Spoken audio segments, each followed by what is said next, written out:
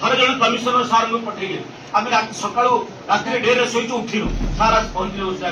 प्रकाश बाबू आप कमिशनर जावाई मुझे पहुंचला मोर पूर्वदिन भिड़ाभिड़ी होता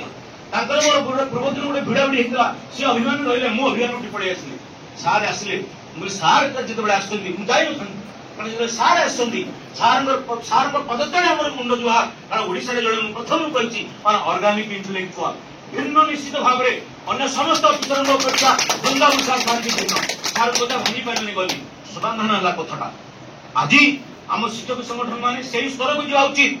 अफिसर मैंने आमको नहीं आम परिवार मुख्य सहित आम केवल सब केवल दाबी नहीं केवल कटाक्ष करूनी आम ओडिशार शिक्षार व्यापक परिवर्तन भिन्न भिन्न समय प्रस्ताव देवु न रखी पारे जोर दाबी उत्थापन करूँ एठी उत्थापन कला बेले कई का मुह भी देखी पारे चलनी आउ गोटे कथा कहि सार जेहेतु अच्छा किसी दिन तले बहुत दिन तले साधारण संपादक था आमर ओएस एसोसिएशन दी जन भाई मत डाकी पठेली ना कौन प्रदीप सार एवं अन्य मान ना कहूँ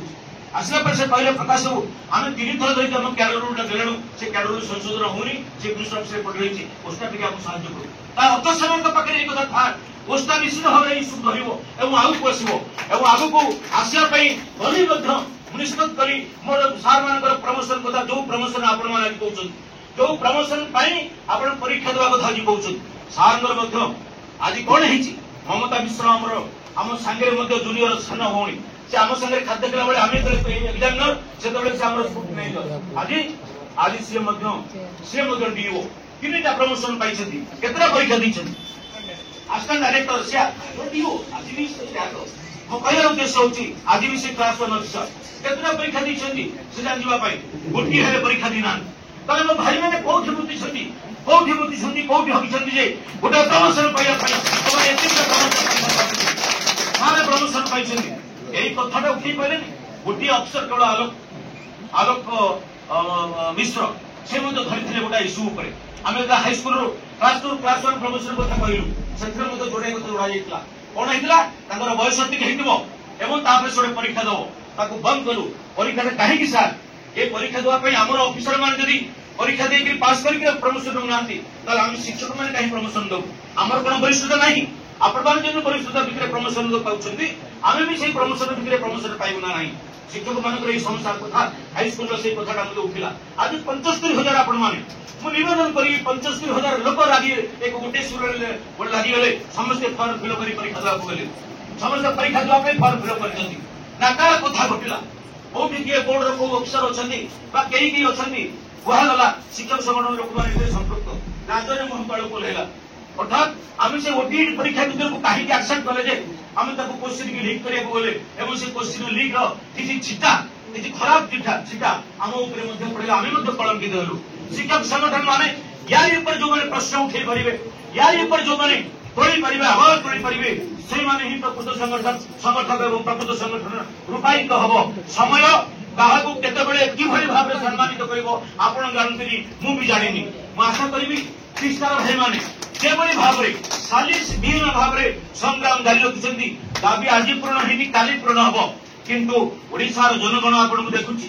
ओडिशार बुद्धिजीवी मैंने आप देखुं ओडिशार राजनीतिक लोक मैंने आप देखुं ओडिशार अभिभावक मैंने आप देखुं सब संगठन मैंने आप देखुं से मन भितर गोटे तैयारी होची आपण भावंतुनी आपनकर बड़ जन आंदोलन टाको जे आंदोलन जे डिस्टर्ब करदला जे डिस्टर्ब कला ता प्रति लोकंकर मनोभाव शुणी केवे कानून नहीं शुणवे लोक कौन कहते कि भाषा रे गाली गुलज करिसेंती कौन गण आंदोलन कौन गण संगठन भांगीगला सरकार पाखे गोटे गण भितर संगठन जो दुर्बलता पड़े से कई के खुशी हमें ना साथीगण आमको प्राथमिक शिक्षा को सुदृढ़ करने को हम आम प्राथमिक शिक्षा भाव में मजबूत करने हम निजे पढ़ू नेतृत्व जो मैंने अच्छा अनुरोध करी पोस्टार नेता मैंने जो स्कूल थांती से स्कूल गुड़ा खूब भल स्कूल या अन्य मानक से स्तर करने चेष्टा करी आम नियमित शिक्षक आम नियमित विद्यालय को जीवु आम ठीक समय पूर्व विद्यालय पहुंचबू ठीक समय पर विद्यालय छाड़ू आम पिला सठिक शिक्षा देवु ताहले अफिसर मान पाखे राजनीतिक दल लोक मान पाखे यही कथा रही शिक्षक संगठन लोक मैंने एणे तेणे बुलती ना केवे टाउटरी करती ना शिक्षकता करके एलआईसी करती ना शिक्षकता करके ट्यूशन करती ना आपण मैंने भूल बुझे मुझे गोटे फ्लाट कथा कहे जो मैंने दरमा पाती ना कम दरमा चलुंट हाँ ट्यूशन चलीगले किंतु जो मन पक्षे दरमा अच्छी से कहीं कथा करेंगे आउ राज्य में जो मैंने बेकार अच्छे से कौन करेंगे से करूँ किंतु जड़े ट्यूशन कर लोक जड़े एलआईसी कर लोक जो दरमा पाई कथा करुच्ची बर्जनीय बंद करवा उचित कारण आम शिक्षादान समय दे पार्टी समय आम दिंतु शिक्षादान आम गवेषणा करने पाठ को आम पाठ को चिंता करने से निश्चित भाव में घाटी हम ये कहबी जो कथा कहते गांधीजी प्राथमिक शिक्षा को सार्वजनिक करने नई तालीम भर्ती करने व्यवसाय